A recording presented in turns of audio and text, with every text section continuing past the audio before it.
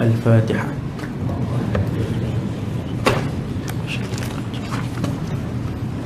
Bismillahirrahmanirrahim.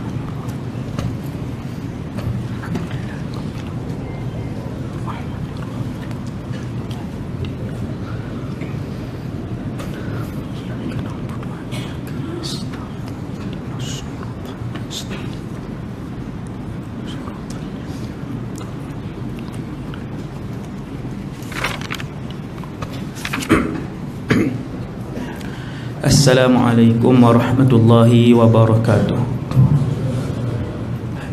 A'udzu billahi minasy syaithanir rajim.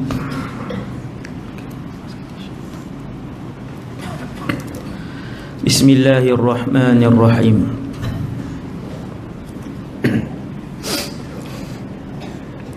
Alhamdulillahi rabbil alamin. Wassalatu wassalamu ala asyrafil anbiya'i wal mursalin Sayyidina wa habibina wa syafi'ina wa qurrati a'yunina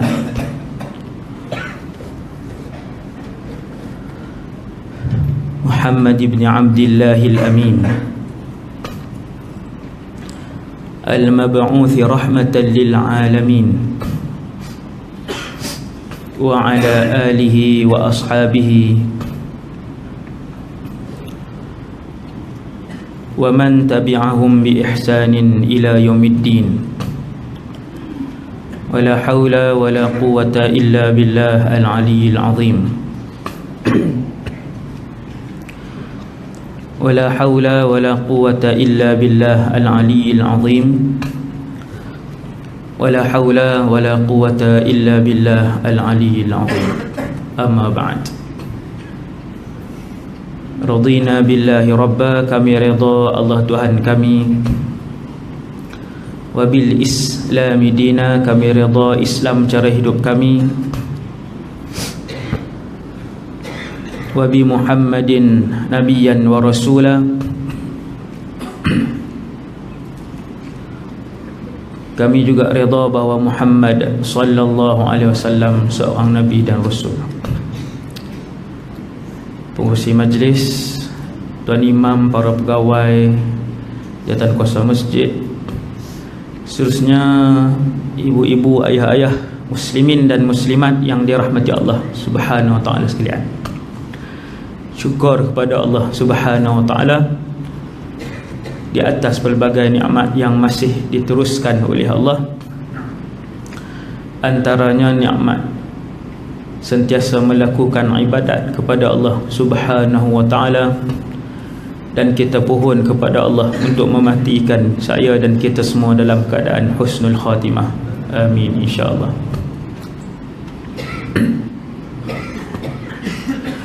Manusia yang paling baik di dalam alam ni ialah para rasul dan para nabi. Satu hari kita akan tahu kita ni nombor berapa di padang mahsyar. Lah nombor berapa tak tahu.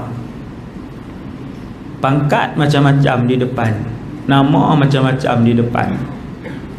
Duk di dunia serban kita boleh lilit tebal, tasbih kita boleh beli hak panjang, nama kita boleh tambah macam-macam di depan. Suatu hari di padang mahsyar kita akan tahu keberapakah kedudukan kita di sisi Allah Subhanahu wa taala.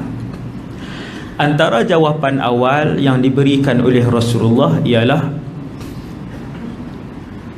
manusia yang paling mulia di sisi Allah ialah rasul-rasul dan para nabi. Nombor satu di kalangan Rasul Muhammad sallallahu alaihi wasallam bila munazi'. Nabi nombor satu, kemudian ulul azmi yang 4 orang, kemudian rasul-rasul yang Allah sebut dalam Quran sampai 25 orang rasul, termasuk Nabi Muhammad sallallahu alaihi wasallam. Hak ni ranking lah ni, 1, 2, 3 sampai 25. Sampai 25, adakah takat tu saja rasul? Jawapan dia, ada lagi rasul lain. Nabi sebut dalam satu hadis jumlah mereka lebih kurang 313. 1 sampai 313 tak boleh berdoa dah. Benda tu sudah pun tetap. Rufi'atil aqlam wa jaffatis suhuf. Semayang lah 24 jam sehari semayang. 24 jam tak lena dah. Tak boleh juga dapat nombor 313. Takkan boleh. Tu kaedah dia. Ni dalam kitab Tauhid. 1 sampai 313 memang ada Rasul. Mereka lah yang mengambil kedudukan nombor 1 sampai berapa ratus tadi ni di sisi Allah Subhanahu Wa Taala. Kita nombor berapa? Selepas Rasul, para Nabi pula tak habis lagi. Dan jumlah bilangan Nabi dalam satu hadis, Nabi sebutkan keseluruhan Nabi yang ada ialah lebih kurang 124,000 orang. Dia nombor berapa dah tu? Jauh lagi. Nabi ni, kalau kata Nabi ni, Abu Bakar tak boleh lawan. Macam tu. Kalau kata Nabi, dia yang paling last sekali, Nabi, satu orang Nabi, dia nombor 124,000. Contohnya, Nabi itu. Maka Abu Bakar tak boleh menandingi kedudukan dia di sisi Allah. Itu kaedah dia. Selepas Nabi, barulah manusia berlumba-lumba untuk mengambil kedudukan. Kita kata 124,001.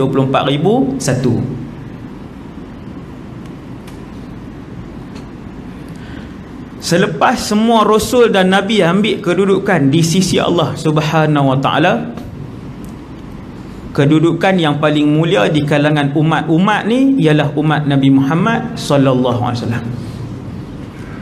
Soalan mudah faham. Kalau kita tanya nombor 124,000 orang satu, hak ke 124,000 satu, siapa? Jawapan dia Abu Bakar ibn Abi Quhafah. Kerana dia adalah umat Nabi Muhammad berdasarkan hadis-hadis yang Nabi sebut, mencecah puluhan hadis tentang keutamaan dan kelebihan Abu Bakar. Antaranya, seandainya diletakkan iman umat ini di sebelah timbangan dan diletakkan iman Abu Bakar di sebelah timbangan lagi, nescaya terlebih beratlah timbangan iman Abu Bakar. Berat dia lagi. Kalau kita semua ni, bukan semua ni, semua umat Nabi Muhammad, maka Abu Bakar tidak dapat ditandingi. Sehingga kan Umar bin Al-Khattab yang merupakan pesaing terdekat Sayyidina Abu Bakar, tiap-tiap sahabat dia ada saingan di antara satu sama lain. Saingan melakukan ibadat dan kebaikan menuju kepada Allah Subhanahu Wa Taala. Perlumbaan ini berlaku di kalangan sahabat. Kita boleh buat. Cuma kita gaya nak berlumba jadi merak. Gaya nak berlumba dia jadi riak, dia jadi tak ada nak berlumba, dia jadi sahabat berlumba, dia boleh jaga ikhlas tu. Maka bila Nabi kata siapa nak bagi bantuan untuk peperangan Tabuk, Abu Bakar tengok Umar, Umar tengok Abu Bakar, betul pekat balik, tak kata apa, pekat balik. Maka mai Abu Bakar dia bagi semua harta dia. Nabi tanya berapa ringgit tinggal duit tunai. Abu Bakar kata, aku tinggalkan kepada keluarga aku Allah dan Rasulnya. Boleh buat? Hak sembang pun tak boleh. Ni malah ni tabung, bukan bagi semua. Ada 15, 3 ringgit je. Abu Bakar bila Nabi tanya, kau tinggal berapa duit tunai di rumah? Abu Bakar kata, aku tinggalkan kepada ahli keluarga aku Allah dan Rasulnya. Habis. Nombor 1 di kalangan sahabat. Sayyidina Uthman memang dia buat mai emas dalam jubah dia, tapi emas dalam rumah banyak lagi. Tu pun banyak dia buat mai sebab dia jutawan. Abdul Rahman bin Auf bagi banyak, tapi di rumah banyak lagi. Abu Bakar buat mai semua. Sayyidina Umar bila Nabi tanya, wahai Umar, berapa yang kamu tinggal kepada ahli keluargamu? Sayyidina Umar jawab, separuh daripada apa yang aku ada. 200,000 aku buat mai 100,000 ringgit hak tunai yang ada dalam simpanan aku. Bila dia tanya berapa Abu Bakar bagi, sahabat-sahabat dia jawab, Abu Bakar bagi ke semua harta tunai yang dia ada. Umar kata, sesungguhnya aku tidak pernah mendahuluinya dalam melakukan kebaikan. Dari segi iman. Malam ni andai umat ini seperti Umar, jauh tu. Sebab andai umat kesemuanya, dia kalau tajuk andai seorang jadi Umar, cukup dah untuk Islam memerintah alam ini. Andai seorang daripada 2 bilion umat Islam ini adalah Umar, seorang je, nescaya Islamlah yang memerintah ketika ini. Kalau semua pakat terbang macam malaikat tu. Kalau semua Umar, pakat terbang. Karena Sayyidina Ali kata, idza dzukira as-salihun fahayyahala bi Umar. Kalau sebut orang soleh, maka antara nama yang paling tinggi adalah Umar bin Al-Khattab. Simbol orang soleh Sayyidina Umar. Bila Sayyidina Umar berkhutbah satu hari, duk khutbah elok-elok ni, kemudian dia sebut ya Sariyatul Jabal al-Jabal. Dia panggil nama satu orang sahabat nama Sariyah. Naik ke bukit, duk khutbah. Lepas tu dia sambung khutbah. Habis dia turun. Sifat para sahabat, kalau tuan-tuan tengok kitab sirah, bila berdepan dengan satu benda yang tidak menepati Islam, lah tu juga sahabat akan cakap. Kalau ada satu orang yang boleh himpun duduk dalam satu buku sangat menarik, saya jumpa adalah dalam buku-buku tak ada nak himpun. Duduk dalam satu buku, apabila sahabat berdepan dengan kesalahan, macam mana sahabat buat? Sahabat ketegak waktu tu juga, siapa pun yang buat kesalahan tu. Banyak bila saya baca tengok, memang segera seketika tu juga. Sebab tu sebahagian mazhab fiqh dia menjadikan perbuatan, tindakan para sahabat sebagai dalil sokongan kepada suatu hukum. Sebab sahabat takkan buat benda yang bid'ah dan keluar daripada Islam. Bila semua sahabat buat satu-satu perkara ni, maka yang tu dia boleh jadi sebagai sandaran untuk membentuk hukum kepada sebahagian mazhab. Antaranya mazhab Imam Malik, amal ahli Madinah. Tuan-tuan, bila Sayyidina Umar dia pergi selit tengah-tengah tu, sahabat pun tak faham apa dia ni nak panggil nama Sariyah, nama seorang panglima perang yang telah diutuskan ke Parsi untuk berperang, dan dia tak ada dalam masjid tu, panglima perang tu. Bila sahabat dengar Sayyidina Umar sebut, sahabat kenal Sariyah tu. Cuma pasal apa dia pergi menjerit tengah-tengah khutbah?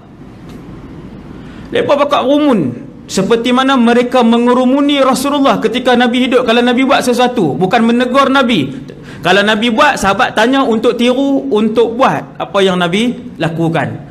Tapi kalau selepas kewafatan Rasulullah, sahabat buat sesuatu yang pelik, sahabat akan tegur untuk menegur. Bakal tanya, wahai Amirul Mukminin, kenapa menjerit tengah khutbah? Bakal Masjid Nabawi di Madinah bising habis. Mereka pun nak suruh siapa cakap kat Sayyidina Umar ni yang setanding ilmu dengan Umar, maka semua pergi dekat Ali. Ini antara gunung ilmu di kalangan sahabat. Antara gunung ilmu di kalangan sahabat, antaranya Umar sendiri. Dia kibarus sahabah fil ilm. Sayyidina Umar antara mufti besar di kalangan sahabat. Mufti besar. Antara mufti besar lagi Mu'adh ibn Jabal.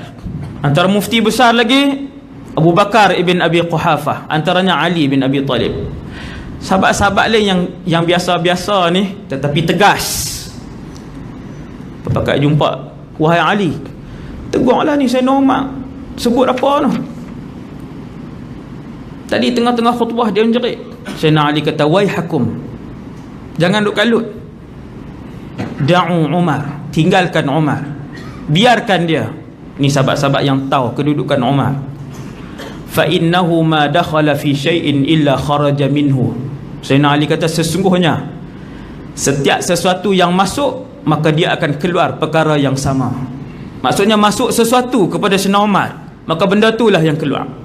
Ilham daripada Allah Subhanahu wa taala.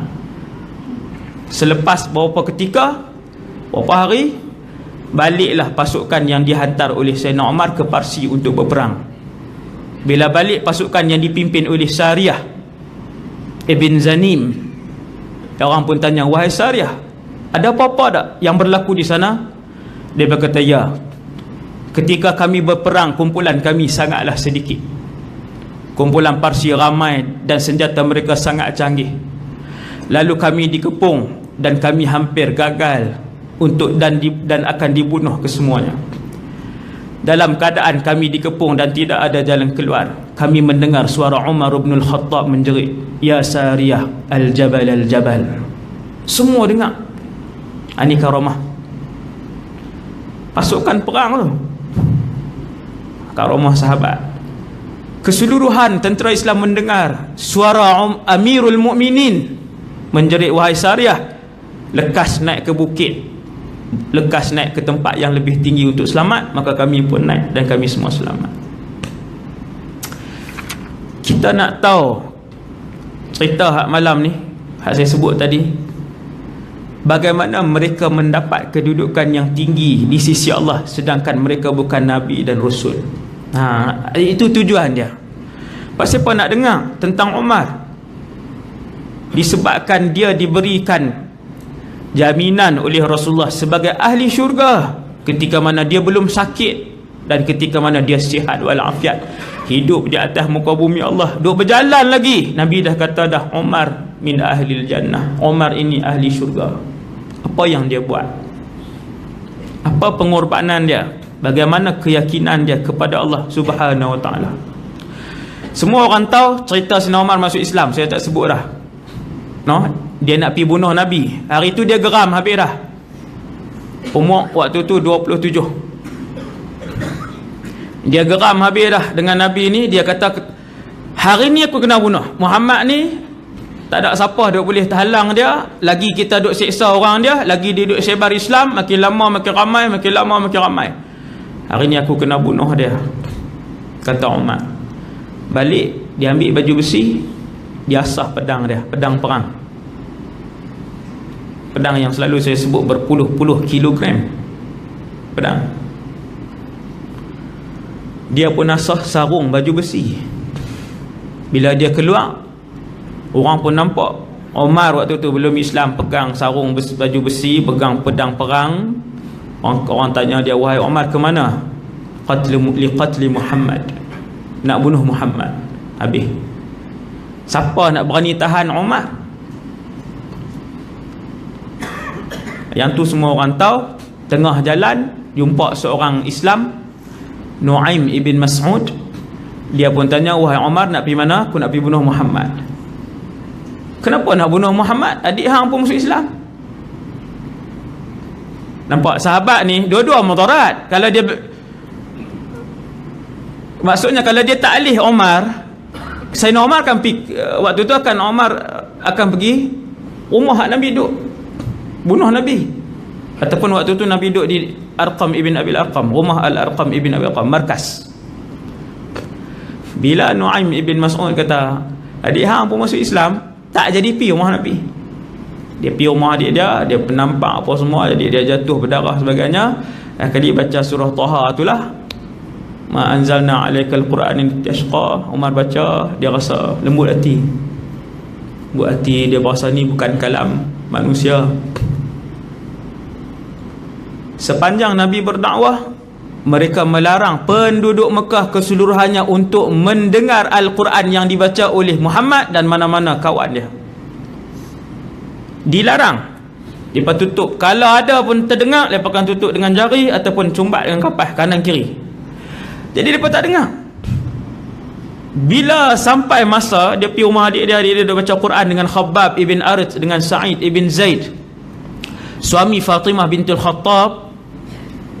Fatimah adik Sayyidina Umar kahwin dengan Sa'id bin Zaid, sepupu. Kahwin dengan sepupu. Tok guru Quran waktu tu Khabbab ibn Arit radhiyallahu anhu. Dia akhirnya dia pun minta nak baca. Dia kata ini bukan kalam manusia. Dia pun kata nak masuk Islam. Dia isytiharkan hari yang sama di Daril Arqam ibn Arqam, asyhadu an la ilaha illallah wa asyhadu annaka rasulullah.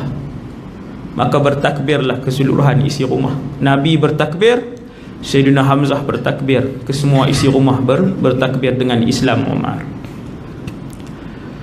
Wa kana fi islamihi nasrun, kata para ulama, Islamnya Sayyidina Umar adalah kemenangan yang besar kepada umat Islam. Waktu tu ada dua panglima besar, Umar dan Hamzah.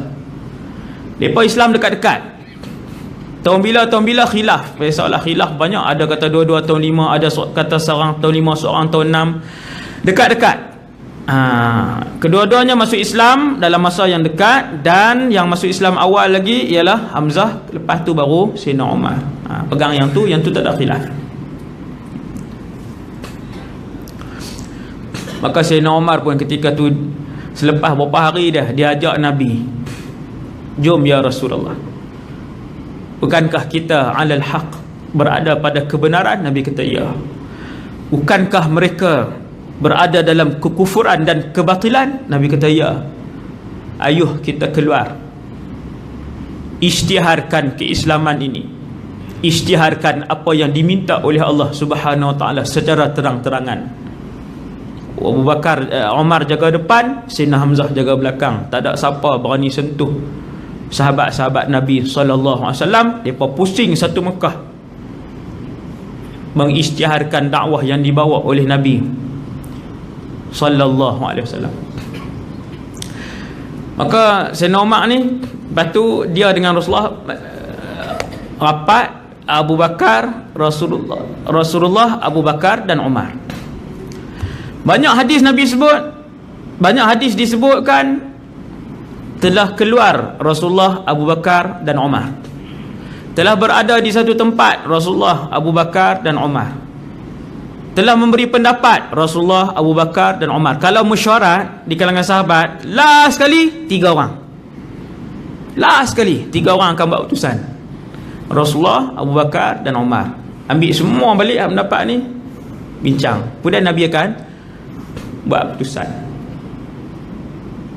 3 ni, tuan-tuan nak tengok kawan yang rapat yang sampai ke dalam syurga, 3 orang ni. Baca kisah 3 orang ni. Yang ketiga-tiganya meninggal ketika umur 63 tahun. Kemudian dikebumikan di tempat yang sama. Mula-mula Rasulullah wafat, kemudian Abu Bakar wafat selepas 2 tahun ke bumi tepi Nabi. Kemudian lepas 12 tahun kewafatan Rasulullah, ataupun 10 tahun lepas kewafatan Abu Bakar pula ke bumi. Umar pula dikebumikan tepi Abu Bakar. Duduklah 3 orang kawan rapat ni. Nak cari kawan yang soleh, kerana kawan yang soleh akan membawa kita kepada redha Allah Subhanahu wa taala. Duduk sebelah-sebelah, meninggal 3 orang umur 63 tahun, dan bangkit nanti ketiga-tiga tu pun akan bangkit bersama-sama di padang mahsyar. Nabi kata sampailah masuk syurga. Nabi kata kita akan masuk syurga beriringan. Nabi letak tangan kanan dia atas bau Umar, bau Abu Bakar. Nabi letak tangan kiri dia atas bau Umar. Nabi kata hakadha yadkhulu thalathatunal jannah. Macam inilah kita 3 jalan masuk ke dalam syurga. Ni Nabi pegang sini, jalan masuk syurga. Umar. Lepas Nabi wafat, Abu Bakar naik. Tak lama selepas Abu Bakar wafat, naik Sayyidina Umar menjadi Amirul Mukminin. Pusat pemerintahan masih lagi di Madinah Al-Munawwarah. Banyak berlaku pembukaan. Zaman Sayyidina Umar lah tentera Parsi jatuh, kalah dengan umat Islam. Dan zaman Sayyidina Umar lah tentera Rom juga kalah dengan orang Islam. Sayyidina Umar ni, Umar dan pembukaan bandar-bandar. Tajuk tu saja, Sayyidina Umar dan pembukaan bandar-bandar, 2 jam.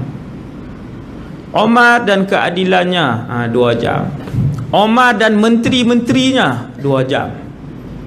Ni cerita dia ni kan, cerita dia Sayyidina Umar ni.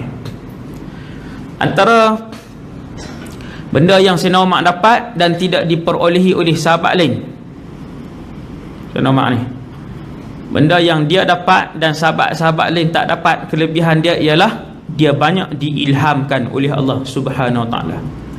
Nabi sebut fi kulli ummatin muhaddathun. Setiap umat rasul-rasul akan ada satu orang dia ni dapat ilham banyak daripada Allah. Tuhan bagi ilham, bagi ilham. Sehingga kan Nabi kata lau kana ba'di nabiyyun lakana Umar. Kalaulah ada nabi selepas aku, nescaya nabi itu adalah Umar. Hadis.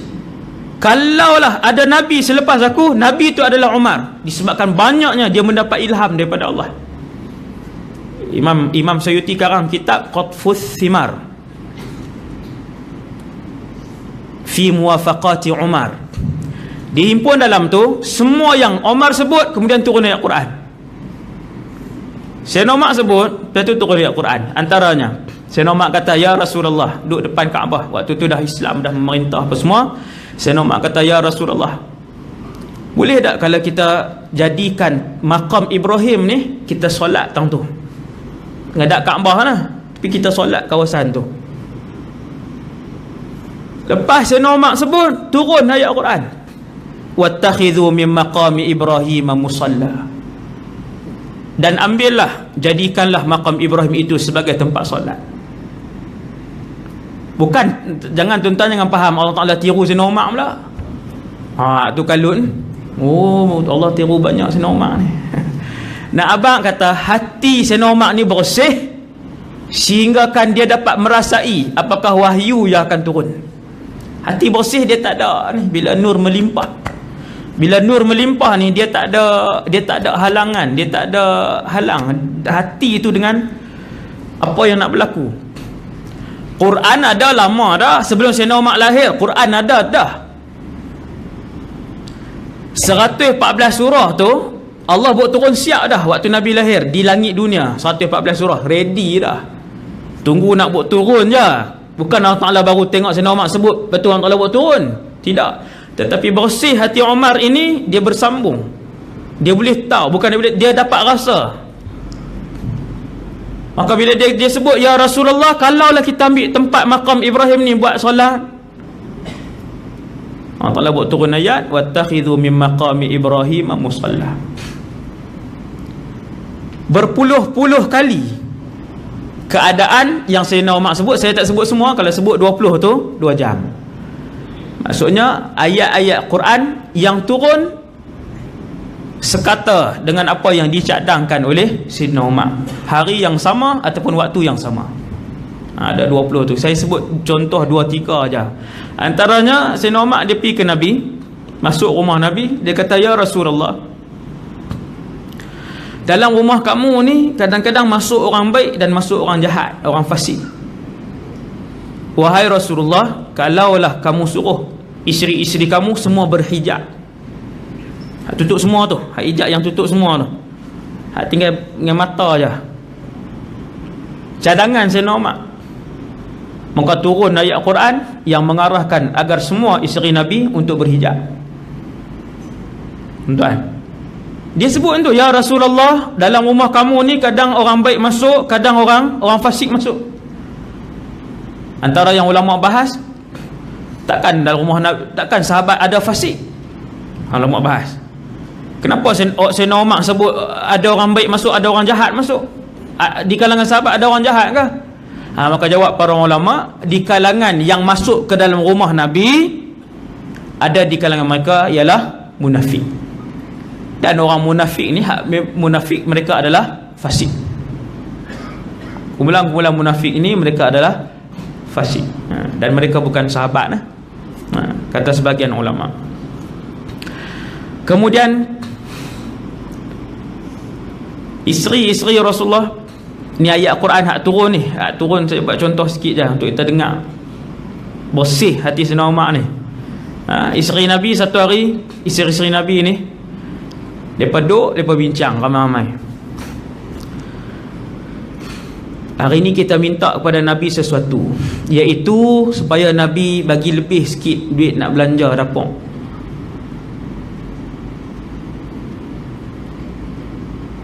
Nabi melatih ahli keluarganya untuk hidup dalam keadaan yang sederhana, walaupun emas dan perak hampir setiap bulan dilonggokkan di depan rumah Nabi SAW. Tuan-tuan, kalau sekali longgok, Nabi tak bagi ke orang. Memang benda tu mai, bukan untuk Baitul Mal, untuk Rasulullah. Hadiah untuk Rasulullah.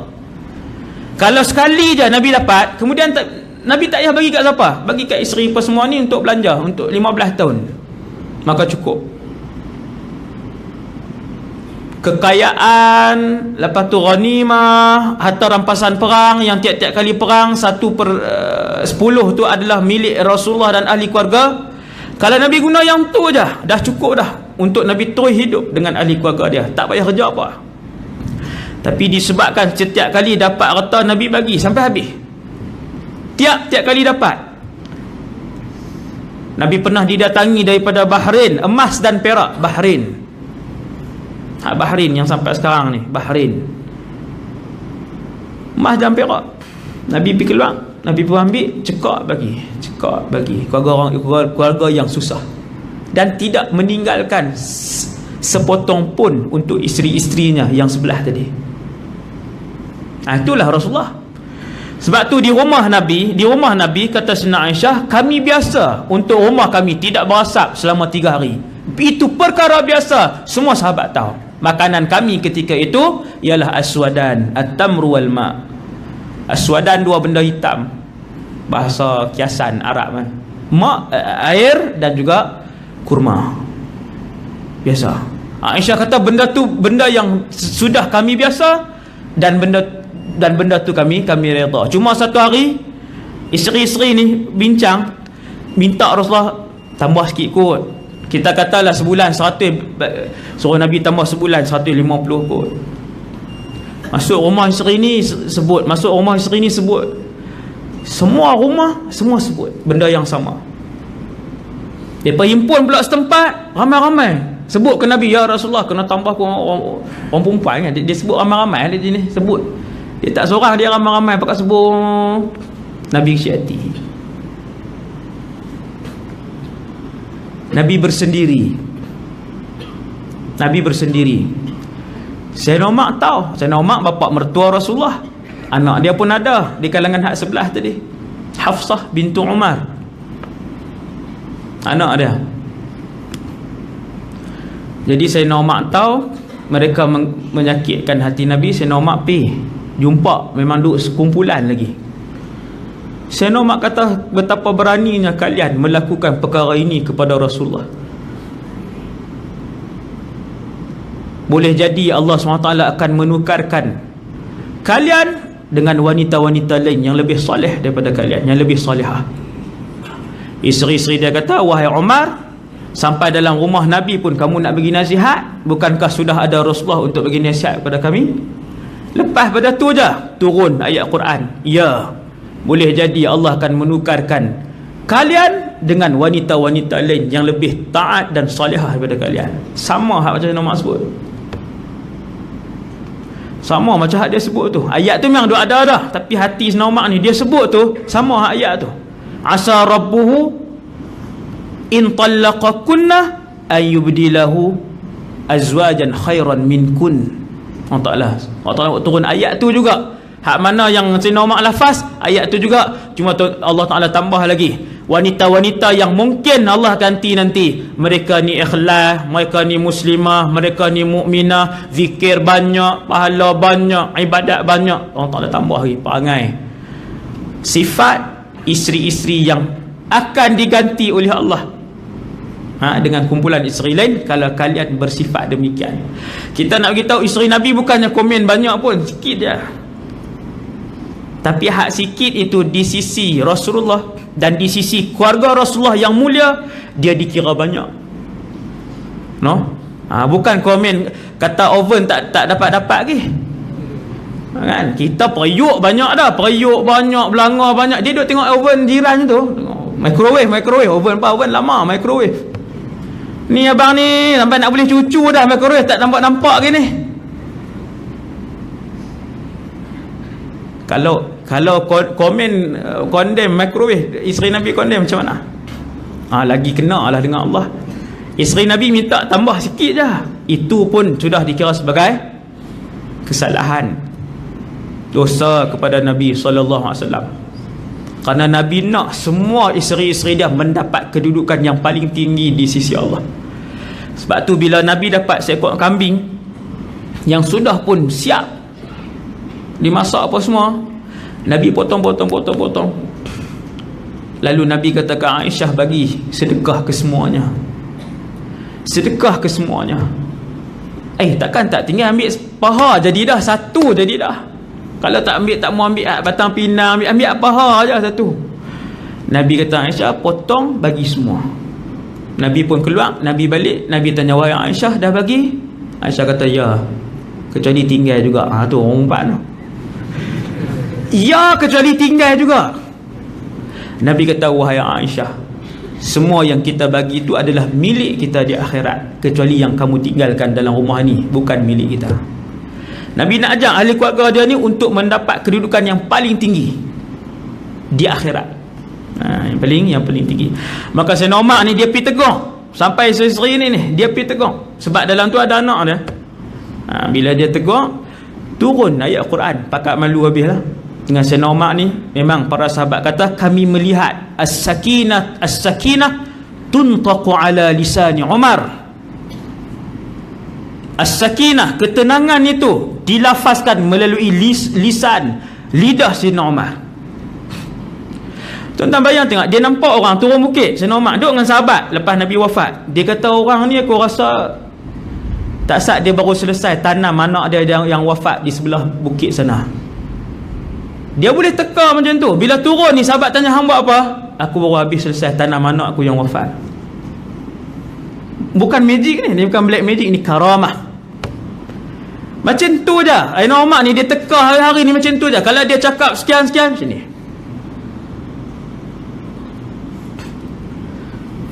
Bila meninggal Abdullah bin Ubay bin Salul, kepala munafik zaman Rasulullah, dan dia adalah ketua munafik di dalam neraka nanti. Abdullah bin Ubay bin Salul ni, dia yang pernah sebarkan berita palsu, propaganda kata isteri Nabi berzina dengan Safwan ibn Mu'attal.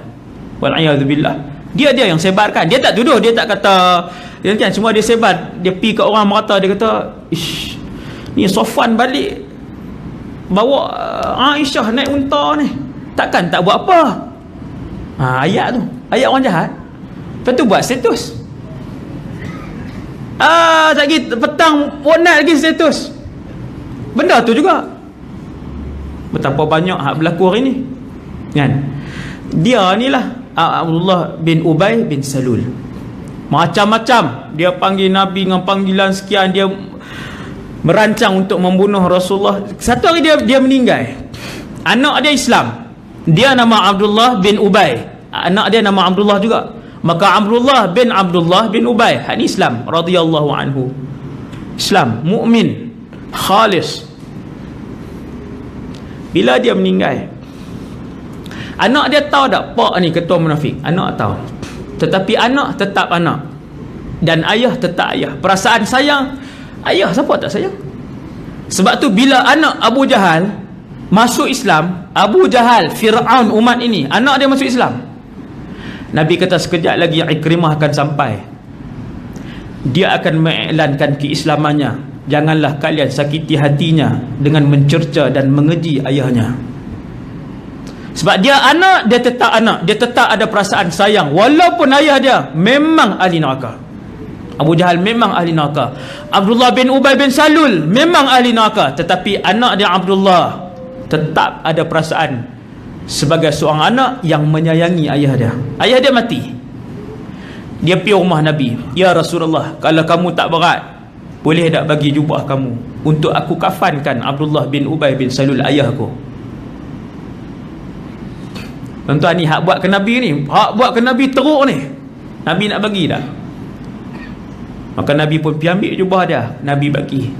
Kata para sahabat, kerana Abdullah bin Ubay bin Salul pernah menghadiahkan sebuah jubah baru kepada salah seorang bapa saudara Nabi SAW. Dikenang bintang tu, bukan bagi ke dia, bukan bagi kepada Rasulullah, bagi kat Pak Menekan. Maka Nabi tengok orang-orang memuliakan bapa saudara dia, Nabi seronok. Nabi ambil jubah dia, bagikan Abdullah bin Ubay, balut jenazah ayah dia. Abdullah bin Abdullah pi pula rumah Nabi, ya Rasulullah, jom solat kepada ayahku. Datang ni nak suruh semayang kat kepala munafik yang Allah larang. Nabi, sifat Rasulullah, Nabi dia tak pernah berdendam dengan manusia, nak simpan lama-lama, tak ada. Nabi pi, bila dengar kata Nabi nak pi semayang, Sayyidina Umar pun mai. Nabi pun berdiri sampai depan jenazah Sayyidina Umar. Daripada Nabi nak masuk tu, Sayyidina Umar kata, ya Rasulullah, bukankah dia yang melakukan sekian-sekian kepada kamu? Nabi tetap berjalan. Sampailah Nabi duduk berjalan, Sayyidina Umar duduk ikut ni, ya Rasulullah, bukankah Allah melarang kamu? Nabi berdiri depan jenazah Sayyidina Umar, dia berdiri depan Nabi. Ni cengeng ni, cengeng sungguh. Dia berdiri depan Nabi, jenazah duduk tak mana? Duduk belakang dia. Dia kata, ya Rasulullah, Allah tidak mengizinkan kamu. Wahai Umar, ana Rasulullah. Wahai Umar, aku pesuruh Allah. Dah kawan tu berdiri, Nabi nak buat macam mana? Pun menampang. Nabi kata, wahai Umar, aku pesuruh Allah. Allah bagi pilihan kepada aku, sama ada kamu istighfar kepada mereka wahai Muhammad, ataupun kamu tidak beristighfar. Wahai Umar, aku memilih untuk beristighfar lebih daripada 70 kali kepada mereka. Hati rahmat ni. Oi, dia tuduh Nabi ni, tuan-tuan baca Abdullah bin Ubay ni, hak dia buat onak ke Nabi ni, dahsyat-dahsyat punya, nak bunuh Nabi, semua dia. Tapi Nabi tetap memilih untuk beristighfar padanya. Turun waktu tu ayat Allah SWT tegur Nabi SAW, wala tusalli ala ahadin minhum mata abada. Wahai Muhammad, jangan sekali-kali kamu sembahyang kepada mereka ni. Wala taqum ala qabrih. Ayat selepas tu macam mana tahu? Wala tusalli ala ahadin minhum mata abada. Kemudian Allah tambah lagi, mengkafankan dia pun tak boleh. Jangan kamu buat wahai Muhammad, dan mengkebumikan dia pun tak boleh. Maksudnya Allah larang daripada Nabi buat. Sama hak macam yang disebutkan oleh Sayyidina Umar. Kemudian bila berlaku hak tuduhan zina tadi ni, saya tak mau sebut kisah dia jadi panjang. Nabi balik perang, sebut juga kan, Nabi balik perang. Kemudian Sayyidina Aisyah duduk dalam tu haudash tu. Haudash tu hak tuan-tuan tengok orang bawa tu lah, 4 orang bawa tu kan. Lepas tu ada macam kemah tengah tu. Tu orang haudash.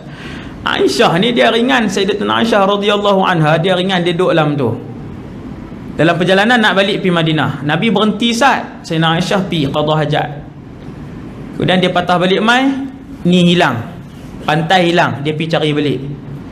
Orang nampak dah Sayyidina Aisyah masuk, orang tak perasan, dia keluar balik kali kedua. Nabi pun kata bergerak, semua bangkit, jalan pi. Yang Sayyidina Aisyah duk cari di padang pasir, duk cari. Kemudian Nabi akan setiap perang ataupun musafir, Nabi akan arahkan, tugaskan seorang tengok benda apa tertinggal, kalau ada barang ni Rasulullah. Waktu tu yang bertugas Safwan ibn Mu'attar radhiyallahu anhu, dia pun patah balik apa semua, tengok ada seorang wanita, dan dia pernah melihat Sayyidatuna Aisyah sebelum ayat hijab, ayat yang mewajibkan hijab turun. Dia kenal Sayyidatuna Aisyah, tak sembang apa, dia cuma kata zawju Rasulillah, isteri Rasulullah, satu ayat ya. Kalau kita lah tadi pergi mana, orang duk ingat apa ni, mereka nak sampai Madinah dah. Saya tak sapi berak, lepas tu pergi cari nyembang ni, bertepuk lah apalah, punya haram zaman hari ni.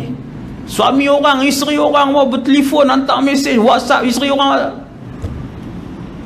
Satu ayat ya sahabat Nabi ajak. Satu ayat aja, zawju Rasulillah. Aisyah tak jawab apa. Buat turun unta, naik. Lepas tu bawa. Nabi sampai masuk habis dah dalam Madinah. Safwan berjalan bawa isteri Nabi. Status Abdullah bin Ubay Mas'ud, Facebook dia pun naik. Tidak berlaku sesuatu kah? Tunggu selepas ini punya status. Apa dia pula? Safwan pulang dengan isteri Muhammad. Tunggu status seterusnya. Orang gila status ni.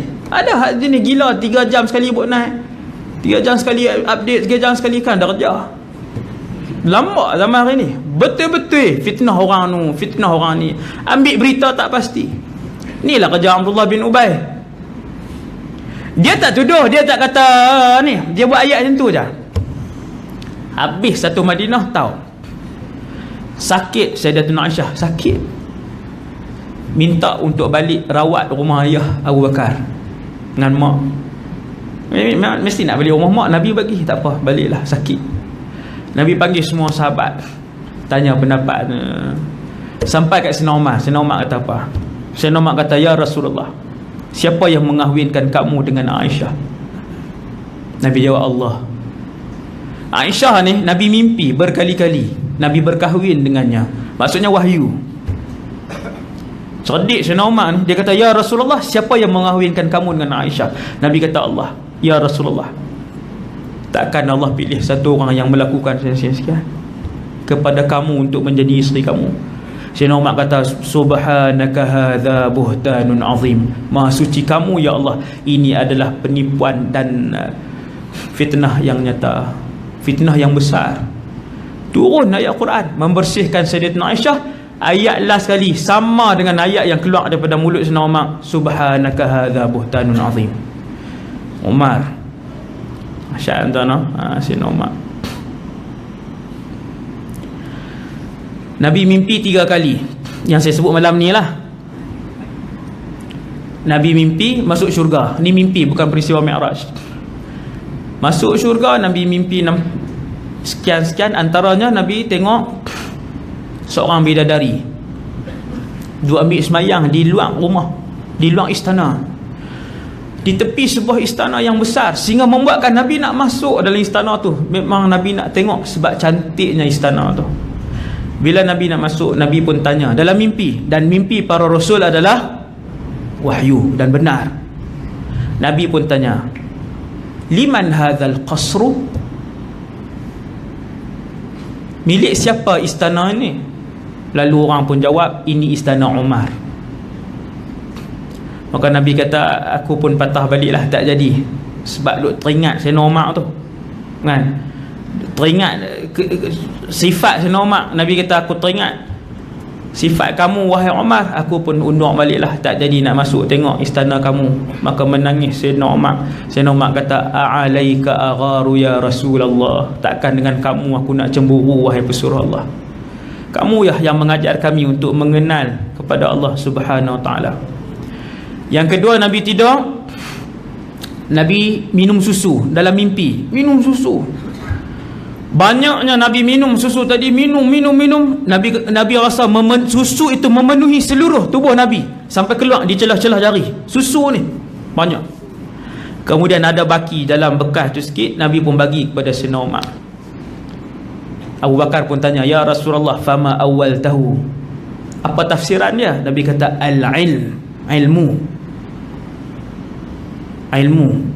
Maka dengan sebab tu Sayyidina Umar, dia antara yang paling alim di kalangan sahabat. Alim. Bila berlaku apa masalah, mereka akan rujuk Umar ataupun Ibnu Abbas ataupun Ali dan sebagainya ni, yang mufti-mufti besar di kalangan sahabat. Kemudian Nabi mimpi tidur. Ni semua riwayat Bukhari Muslim, sama ada Bukhari atau Muslim. Nabi tidur, kemudian Nabi tengok sahabat pakai baju.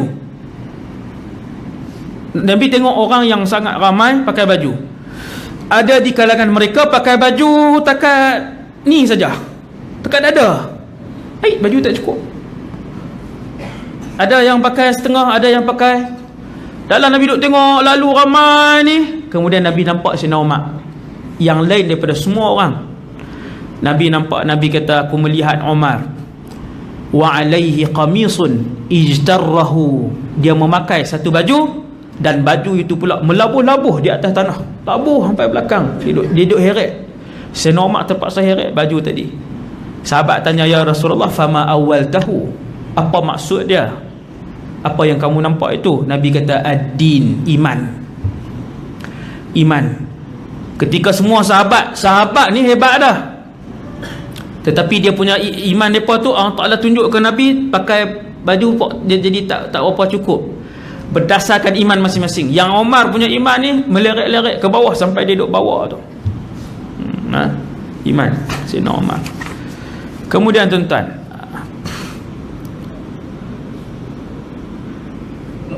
Sayyidina Umar dia hantar menteri dia, seorang menteri dia, saya ambil sikit dia, saya kisah menteri dia. Satu je saya ambil. Banyak kan? Satu je. Nama sahabat ni Amr bin As, menteri besar Sayyidina Umar. Sayyidina Umar Perdana Menteri di Madinah. Dia hantarlah gubernur dia, wali kan, hantar gubernur. Dia Amirul Mukminin, pusat pemerintahan di Madinah. Antara sahabat yang dihantar ialah Amr ibn As. Masyhurlah Amr ibn As ni pergi ke Mesir. Terkenal lah Mesir ni dengan bilangan orang Islam yang ramai waktu tu sebagainya. Di Mesir ada sungai Nil. Sampai 1 tahun sungai Nil berhenti. Setiap tahun sungai Nil akan berhenti. Bila sungai Nil berhenti, gubernur yang Sayyidina Umar hantar ni, Sayyidina Amr bin As, dia pun tengok orang-orang Mesir siapkan seorang anak dara yang sangat cantik, dengan pakaian yang mewah, penuh dengan perhiasan emas perak di badan. Lalu Amr bin As tanya, untuk apa ni? Orang Mesir pun jawab, tiap-tiap tahun sungai Nil akan berhenti. Sungai hak terpanjang di dunia, tuan-tuan. Tuan-tuan pergi tengok kapal pun ada kan? Saya pergi dah, alhamdulillah, tahun lepas Allah Ta'ala bagi peluang naik kapal sebagainya. Buaya lah, ada kawasan ada buaya, ada kawasan. Sungai ni sungai terpanjang. Sebab tu orang Mesir 70% tanah dia adalah kosong, padang pasir. 30% orang Mesir semua duduk sepanjang sungai Nil. Tanah Mesir yang lain kosong, kecuali satu tempat lagi, nama apa, Fayyum kot, tak silap saya. Ada satu tempat tu yang tempat Nabi Yusuf tu, Fayyum, situ ada ayam. Yang lain semua duduk di sepanjang sungai Nil. Bila sungai tu berhenti, mereka pun nak korbankan seorang wanita. Syaitan ni tuan-tuan, yang paling dia seronok sekali ialah apabila bunuh seseorang manusia untuk dipersembahkan pada dia. Yang tu yang dia paling seronok. Kalau berlaku perang, lagi syaitan suka. Bunuh kanak-kanak, tuan-tuan tengok di Syria, bunuh kanak-kanak. Yang tu yang paling dia suka. Maka sungai akan berhenti. Kalau tak bagi, tak buat majlis ni, majlis serahkan korban, maka sungai akan terus surut, tak berjalan. Maka Amr bin As kata, jangan, kerana Islam melarang untuk kita memuja syaitan dan iblis. Maka tak buat. Sungai berhenti, hari kedua berhenti, lepas sebulan berhenti, lepas turun. Sungai yang sungai paling panjang di dunia, tuan. Akhirnya surut sampai nak ranap ke bawah. Sungai tadi sampai nak surut. Sayyidina Amr bin As, sahabat, dia tak ada jalan, hantar surat pergi Madinah. Aku nak buat turun peruntukan tambahan pusat kan, 2 bilion ke apa ke berapa ni nak buat ayak baru ni, buat paip kan. Hantar surat. Sayyidina Umar pun tulis balik surat. Dia pun jawab balik. Dia kata, surat yang aku tulis ni baling ke dalam sungai Nil.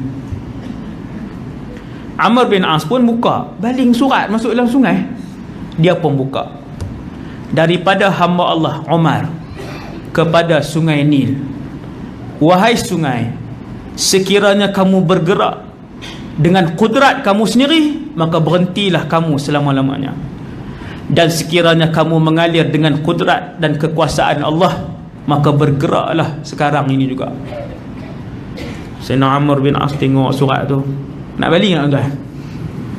Hai, macam mana ni, nak baling kah? Lagi orang kata gila pula kan, baling surat. Sayyidina Umar bagi surat. Ini Umar lipat balik, baling dalam sungai Nil. Bangun esok pagi, sungai ni telah pun naik 16 hasta ke atas. 16 hasta naik. Sehari lah naik. Lepas tu naik, terus naik dan terus berjalan. Maka habislah sumpahan tu dengan karamah daripada Umar. Rumah terbakar di Madinah. Terbakar rumah. Bukan macam kita ada paip bomba di luar. Kan, walaupun orang parking dekat paip tu. Hak kereta mana tu berasa pilah kan. Apa kat paip tu. Jadi Madinah nak ambil ayak bukan senang, nak kena pergi ambil ayak bersih. Ayak bersih tak ada di rumah-rumah, dia kena pergi ambil. Lepas tu baru umai. Elok yang hak ni duduk tengah terbakar ni. Lepas panggil Sayyidina Umar. Sayyidina Umar tulis 3 perkataan je, 4 perkataan. Ya nar, wahai api, uskuni biiznillah. Tenanglah kamu dengan izin Allah. Tulis atas kertas tu lah. Tulis dia duduk di ni. Tulis lagi. Bagi kat api tu. Ambil surat tu, 4 perkataan tu bagi kat api. Maka api pun padam. Gempa bumi di Madinah. Berlaku gempa bumi di Madinah. Orang cari siapa? Cari Sayyidina Umar. Panggil Amirul Mukminin, wahai Perdana Menteri, wahai Perdana Menteri. Keluar Amirul Mukminin ni bergegang. Sayyidina Umar pun alhamdulillah wassalatu wassalamu ala Rasulillah. Dia pun berkhutbah. Bumi tu tak berhenti lagi. Dia ambil tongkat dia ketuk atas bumi Madinah tu, dia ketuk, dia kata qarri, berhentilah kamu daripada bergegar. Alam a'dil alaik, bukankah aku telah berlaku adil dalam pemerintahan aku? Fastaqarratil ard min waqtiha, waktu tu juga bumi Madinah berhenti. Sebab yang ketuk tu seorang pemimpin yang adil. Kalau orang lain buat salah, maka hukuman dia macam mana yang Nabi tetapkan. Tapi kalau ahli keluarga dia buat salah, double. Hari ni terbalik. Tak payah sebut lah kan. Kalau orang lain buat salah, okay, laksanakan hukuman. Kalau ahli keluarga buat, yang tu jangan, simpan elok-elok. Terbalik. Sayyidina Umar zaman pemerintahan dia, kalau ahli keluarga dia buat salah 2 kali, anak dia seorang nama Abdul Rahman ibn Al-Khattab. 10 minit lagi habis insyaAllah. Abdul Rahman ibn Al-Khattab, anak Sayyidina Umar, Abdul Rahman, kemudian Abdullah bin Umar, Abdul Rahman bin Umar, Abdullah bin Umar. Yang warak ni, yang Nabi puji, Nabi kata sebaik-baik lelaki adalah Abdullah bin Umar, sekiranya dia membanyakkan semayang malam. Abdullah bin Umar ni alim, mufti di kalangan sahabat, alim. Ada seorang adik ni nama Abdul Rahman bin Umar. Waktu Amr bin al-As jadi gubernur Sayyidina Umar di Mesir, Abdullah dengan Abdul Rahman pergi Mesir, duduk di sana tolong ayah dia. Duduk di sana, kemudian satu hari Abdul Rahman ni dia minum arak. Kita tahu dia ada juga anak Sayyidina Umar, kan ada yang buat salah kan, minum arak juga. Sekali itu tuan-tuan, sekali itu, macam mana boleh berkawan dengan satu orang ni, saya lupa, ada satu orang ni minum arak sekali itu lah. Dan bezanya pada zaman tabi'in bila buat kesalahan dengan zaman kita, bila Abdul Rahman bin Umar anak Sayyidina Umar ni minum arak sampai mabuk, dia dengan seorang lagi, kedua-duanya pergi menghadap Amr bin al-As tanpa dipaksa, tak payah tangkap, pergi menghadap. Wahai Amr bin al-As, kami melakukan kesalahan, sebablah kami. Nampak? Mereka sendiri bertaubat kepada Allah, mereka sendiri. Apa Amr bin al-As nak buat ni? Anak Perdana Menteri ni, dia menteri besar je. Menteri besar boleh buang bila-bila. Dia tak boleh buat benda yang tak sama dengan tokeh. Ni anak Sayyidina Umar Amirul Mukminin, presiden di Madinah, minum arak, takkan nak lakukan hukuman. Ini para sahabat. Amr bin al-As dia tak minta izin kat Sayyidina Umar. Dia tak minta izin, memang dia lakukan ta'zir. Ta'zir kah? Tak ingat kan. Rotan berita tu sampai kat Putrajaya ni Madinah. Kan, berita sampai di Madinah. Siapa Perdana Menteri? Sayyidina Umar. Apa dia buat?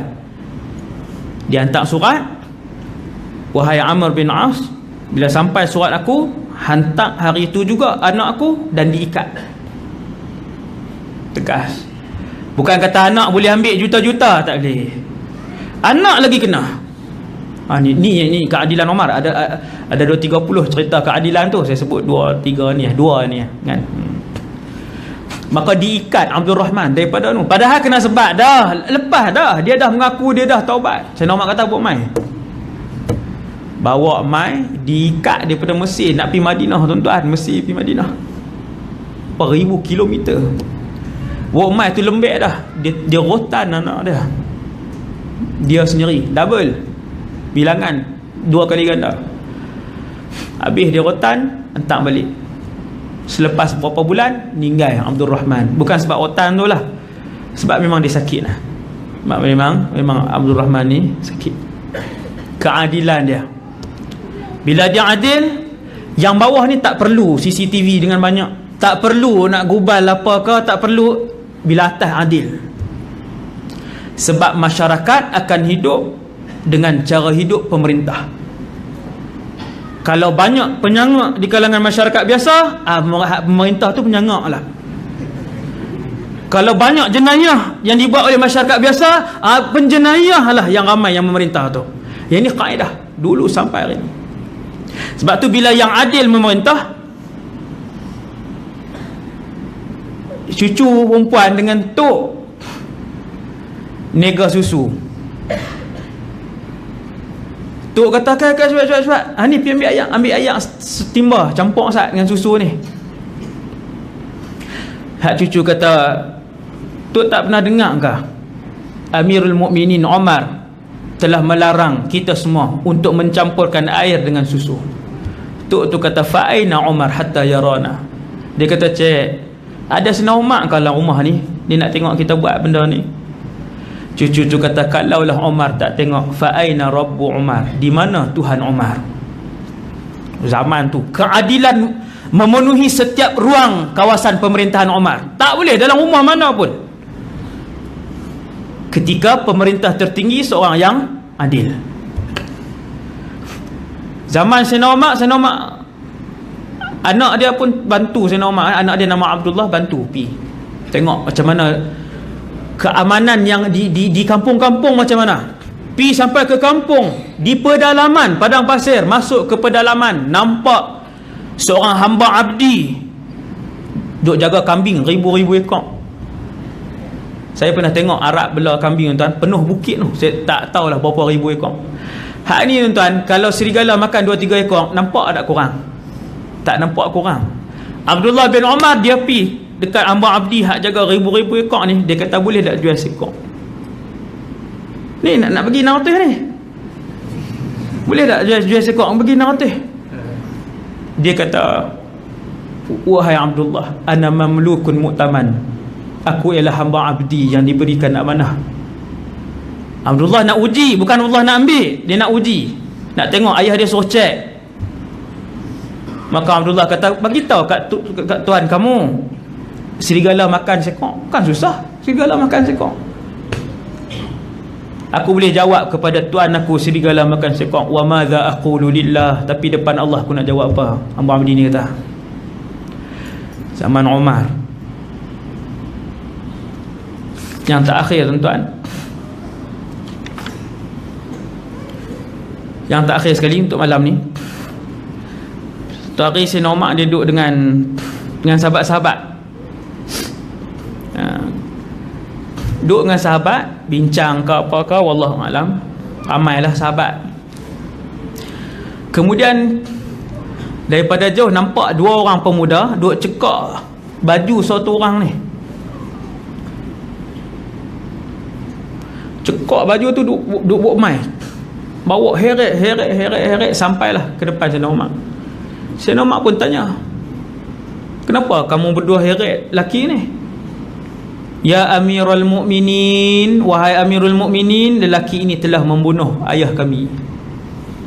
Bunuh. wa nahnu nuridul qisas, kami nak qisas, bunuh balas. Yang dituduh ada depan, yang menuduh pun ada depan. Sayyidina Umar tanya terus, ahaqqan qatalta abahum, benarkah kamu bunuh ayah mereka?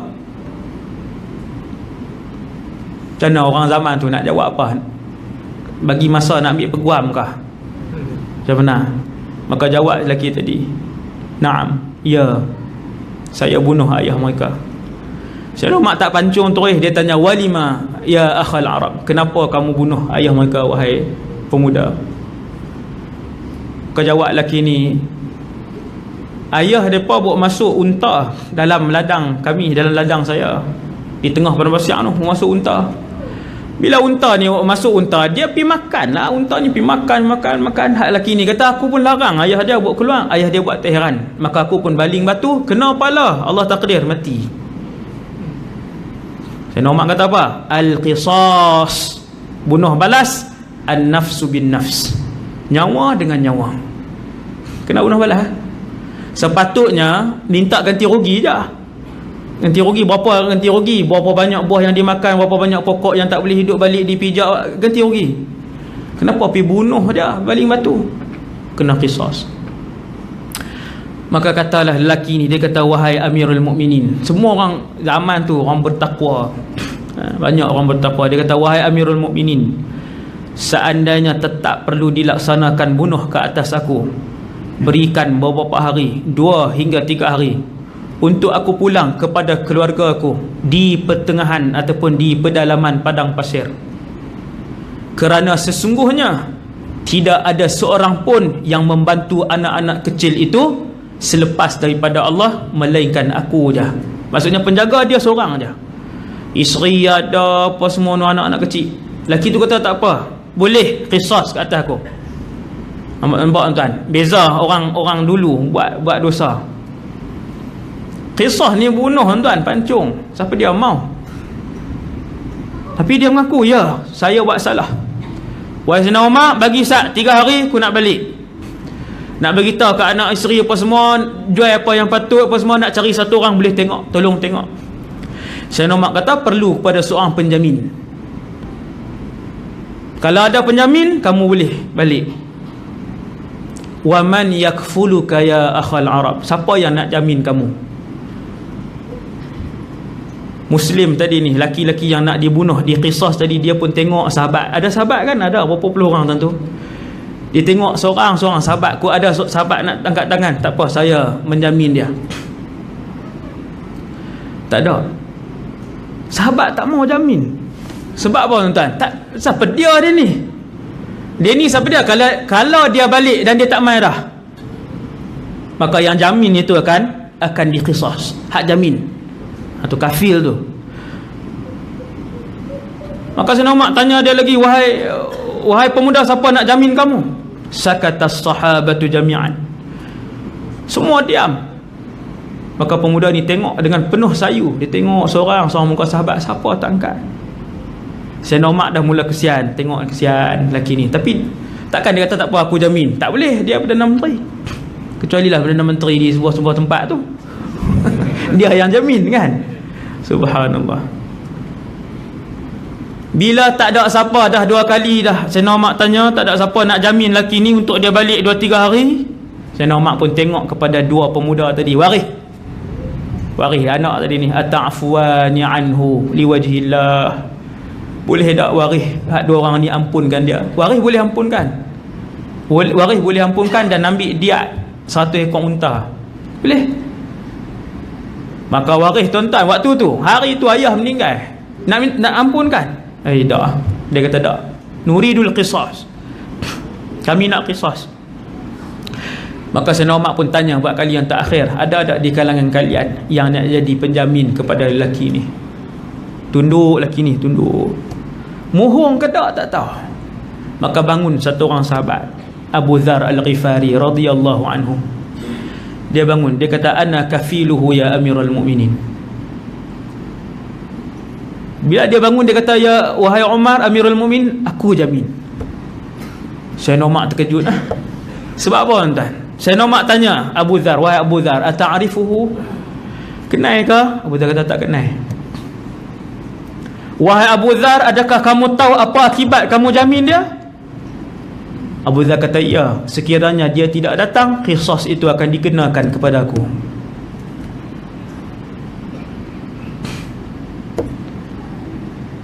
Maka Abu Dhar pun jamin dia.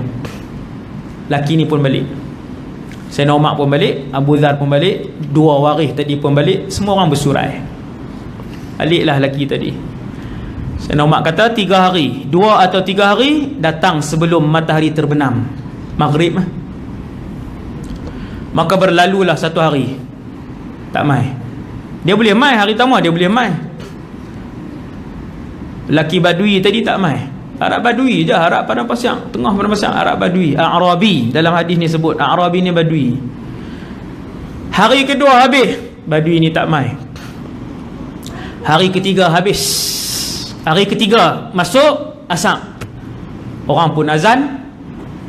Kemudian habis sembahyang asar, semua orang tunggu. Sayyidina Umar pun pergi tempat tu, tempat memutuskan hukuman, tempat nak menjatuhkan hukuman. Di situ nak pancung. Abu Dhar pun pergi, 2 waris pun pergi, Sayyidina Umar pun pergi di situ, orang ramai pun mula berhimpun tunggu. Asar dengan maghrib tuan, kat lama mana? Kan duk cicah teo lah apa sikit. Ambil 5. Masa pun berlalu. Sayyidina Umar duk perhati. Dia duk, Sayyidina Umar ni dada duk gencang dah ni. Sahabat-sahabat lain pun duk gencang dah. Dah pasal apa? 5.5 tak mai, 6 tak mai, 6.5 tak mai. Kalau bahasa kita lah, 6.5 tak mai, 7 tak mai. Muka Sayyidina Umar semua akan duk tengok dah. Sebab seorang sahabat Rasulullah yang tak bersalah, hukuman tetap hukuman, akan dijatuhkan hukuman, dia akan dipancung. Abu Dhar. Abu Dhar kata kat Sayyidina Umar, aku menjamin dia kerana aku melihat kebenaran pada wajahnya. Sahabat lain tak kata apa. Sampai pukul 7, kita katalah sampai 7 lah maghrib berapa? 7.20. Sampailah 7.16. Kira dekat-dekat dah tu, tak mai lagi. Sayyidina Umar kata, wahai Abu Dhar, kamu tahu apa yang perlu dilakukan. Kencung lah. Masuk 7.20, matahari pun terbenam. Lalu mereka mendengar suara Badui tak sah daripada atas bukit tu. Ha anadha, ha anadha. Ni dia aku mai, ni dia aku mai. Daripada jauh tu, dia menjerit dah. Dia tahu kalau dia tak mai, Abu Dhar penuh. Bila dia sampai dekat, Umar tanya dia, wahai Badui, kalau kamu tak mai pun tak ada siapa nak pergi cari kamu. Kami pun tak tahu hang duduk mana. Maka Badui ni jawab, wallahi ma alayya min Umar. Aku tak pernah berhutang dengan Umar. Aku tak pernah berhutang dengan orang ramai. Walakin alayya minal ladzi ya'lamu sirra wa akhfa. Tetapi aku berhutang dengan Tuhan, iaitulah Allah yang mengetahui secara segala rahsia dan benda yang tersembunyi. Sebab iman. Mai ni sebab iman. Wa wallahi ya amirul mu'minin, demi Allah wahai amirul mu'minin, aku datang dan dalam keadaan meninggalkan ahli keluargaku yang masih kecil. Tidak ada siapa yang menjaga mereka kecualilah Allah. Dan aku datang semata-mata untuk dilaksanakan hukuman Allah ini ke atas aku. Tinggal macam tu lah, ada tak ada orang. Tapi sebab iman. Dengar lagi tu cakap Sayyidina Umar merambung habis ni, fatahaddaratid dumu'u ala lihyati Umar. Oh, ayat mata penuh ni Sayyidina Umar teriak. Sahabat semua teriak. Sahabat semua jenis tu lah kan, semua jenis mudah mengalirkan air mata ni, pakai teriak. Sayyidina Umar pun kalih kat waris tadi, adakah sampai sekarang kamu berdua tidak ampunkan dia? Kau jawab dua orang waris tu, bahkan kami ampunkan lelaki ni. Tu orang kata keberkatan dalam kepimpinan seorang pemimpin yang adil, dia akan mengalir ke dalam kehidupan masyarakat seluruhnya. Walhamdulillahirabbil alamin. Yang baik daripada Allah, yang lemah dan kurang daripada diri saya sendiri. Aqulu qali hadza astaghfirullahal azim li wa lakum. Subhanakallahumma wa bihamdika asyhadu an la ilaha illa anta astaghfiruka wa atubu ilaik. Bismillahirrahmanirrahim. innal insana lafi khusrin illa alladhina amanu wa amilus solihati wa tawassaw bil haqq. Bismillahirrahmanirrahim. Alhamdulillahi rabbil alamin. Wassalatu wassalamu ala asyrafil anbiya'i wal mursalin wa ala alihi washabihi ajma'in. Allahumma 'allimna ma yanfa'una ya Allah, ajarkanlah ilmu yang bermanfaat kepada kami. Wanfa'na bima 'allamtana ya Allah, manfaatkanlah ilmu yang Kau curahkan pada kami. Wazidna ilman wa amalan wa ikhlasan fi hayatina. Tambahkanlah kepada kami ya Allah ilmu, amal ibadah dan keikhlasan dalam kehidupan kami. Matikanlah kami semua dalam keadaan husnul khatimah bersama anak isteri kami, ahli keluarga kami yang terdekat. Walhamdulillahirabbil alamin. Assalamualaikum warahmatullahi wabarakatuh.